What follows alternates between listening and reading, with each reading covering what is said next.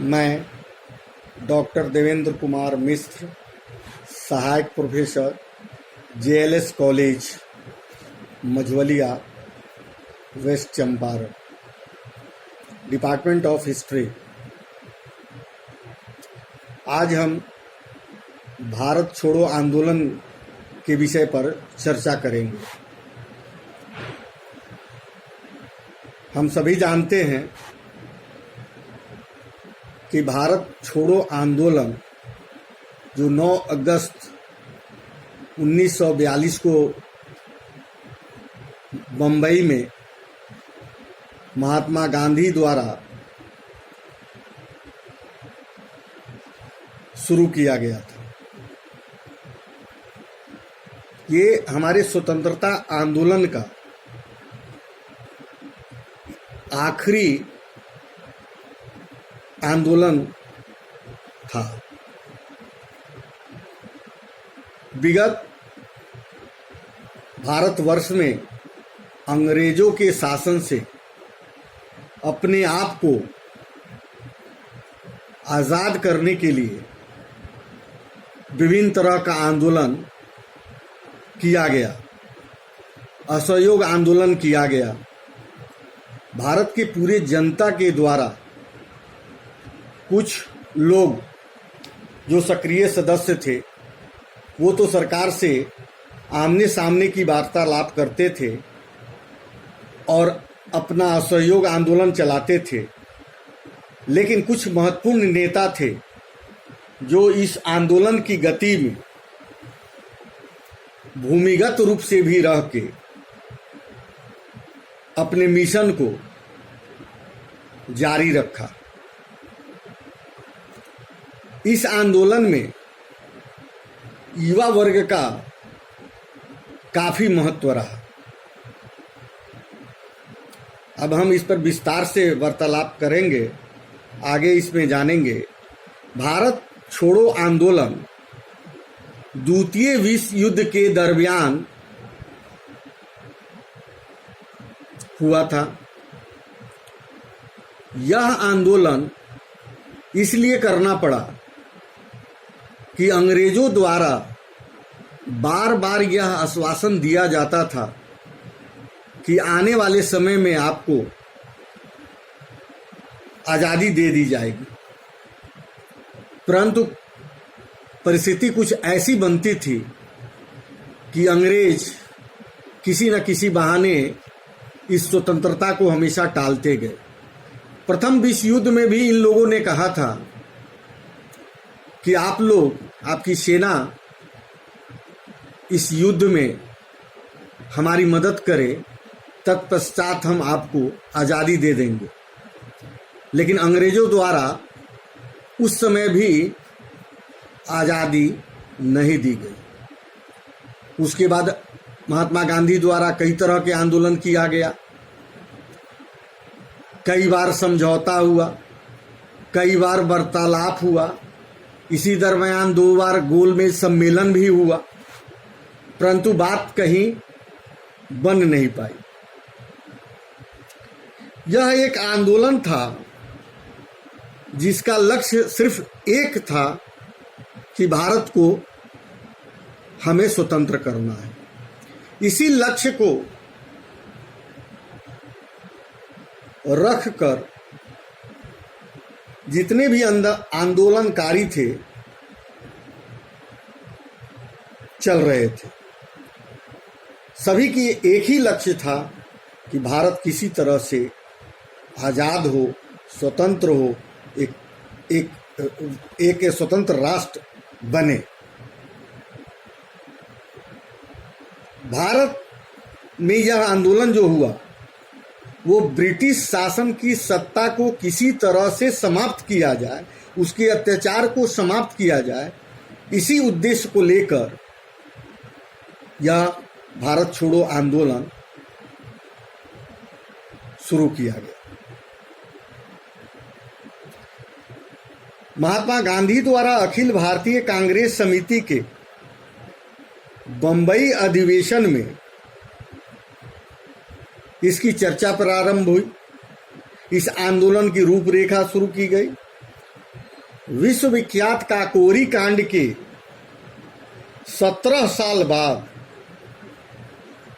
9 अगस्त 1942 को गांधी जी के आह्वान पर पूरे भारत में एक साथ यह आंदोलन प्रारंभ हुआ।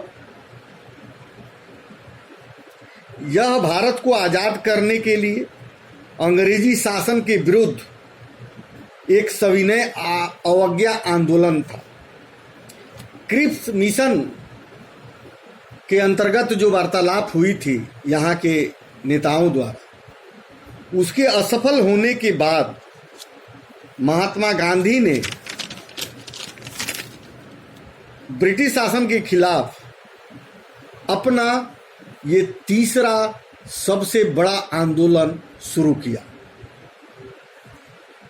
और जब उस समय तक भारत को आजाद नहीं किया गया तो महात्मा गांधी ने ये करीब अंतिम लड़ाई अंग्रेजों के खिलाफ, क्विट इंडिया मूवमेंट, कि अब अंग्रेज आप भारत को छोड़ो और मुझे आज़ादी दो, हम अपने हिसाब से अपने राष्ट्र का निर्माण करेंगे, उसका संचालन करेंगे, उसकी शासन व्यवस्था को देखेंगे। 8 अगस्त 1942 की शाम में बंबई के अखिल भारतीय कांग्रेस कमेटी के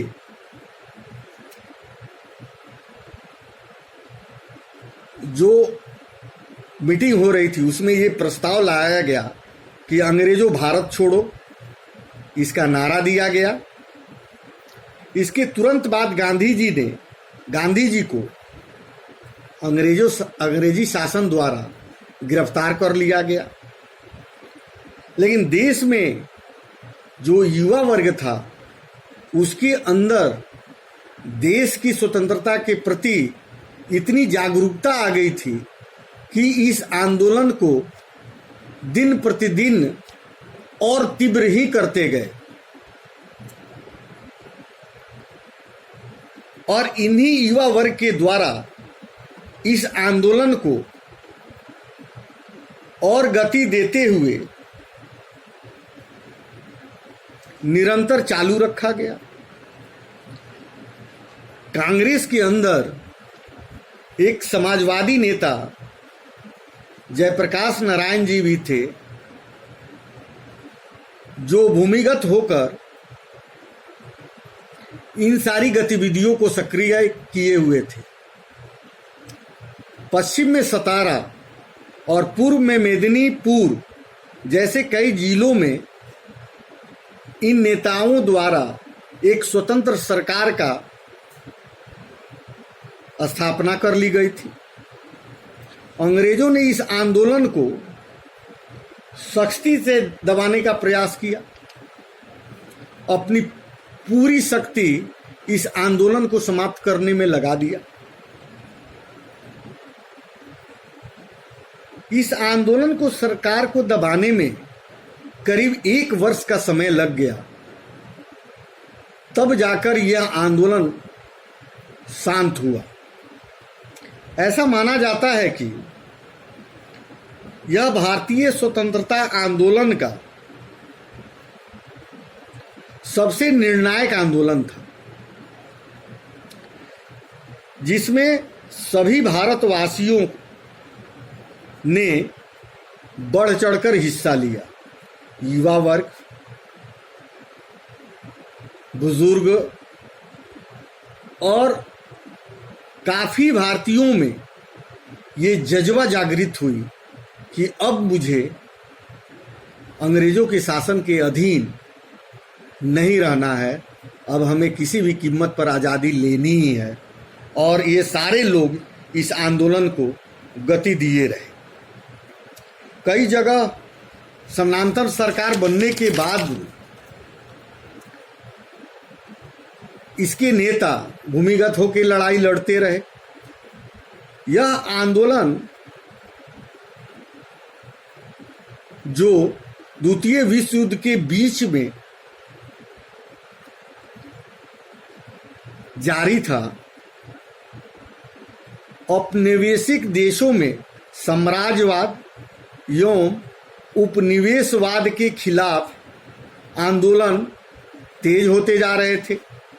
आंदोलन के बारे में 14 जुलाई 1942 को वर्धा में कांग्रेस की कार्य समिति की एक बैठक हुई। उसमें भारत से अंग्रेजों भारत छोड़ो का प्रस्ताव पारित किया गया एवं इसकी सार्वजनिक घोषणा की गई। पहले 1 अगस्त को इलाहाबाद में तिलक दिवस मनाया गया। 8 अगस्त 1942 को अखिल भारतीय कांग्रेस कमेटी की बैठक में मुंबई के ग्वालिया टैंक मैदान में यह प्रस्ताव पारित किया गया। इसको मंजूरी दी गई कि भारत छोड़ो आंदोलन के प्रस्ताव को मंजूरी दी गई। इस प्रस्ताव में यह घोषणा की गई कि भारत में ब्रिटिश शासन की तत्काल समिति भारत में स्वतंत्रता तथा लोकतंत्र की स्थापना के लिए अत्यंत आवश्यक हो गई है। इसलिए भारत में एक लोकतंत्र सरकार की स्थापना की जाए। भारत छोड़ो आंदोलन को अगस्त क्रांति के नाम से भी जाना जाता है। अब सवाल उठता है कि इसे अगस्त क्रांति क्यों कहा जाता है? चूंकि यह प्रस्ताव और इसकी शुरुआत 1942 में अगस्त के महीने में शुरू किया गया था, इसीलिए इसको अगस्त क्रांति का नाम दिया गया। इस आंदोलन का मुख्य उद्देश्य तो ब्रिटिश शासन को समाप्त करना था, उसका यहाँ से अंत करना था और उस लक्ष्य की प्राप्ति के संदर्भ में ही यहाँ की जनता द्वारा यह आंदोलन किया गया। यह आंदोलन भारतीय स्वतंत्रता संग्राम के दौरान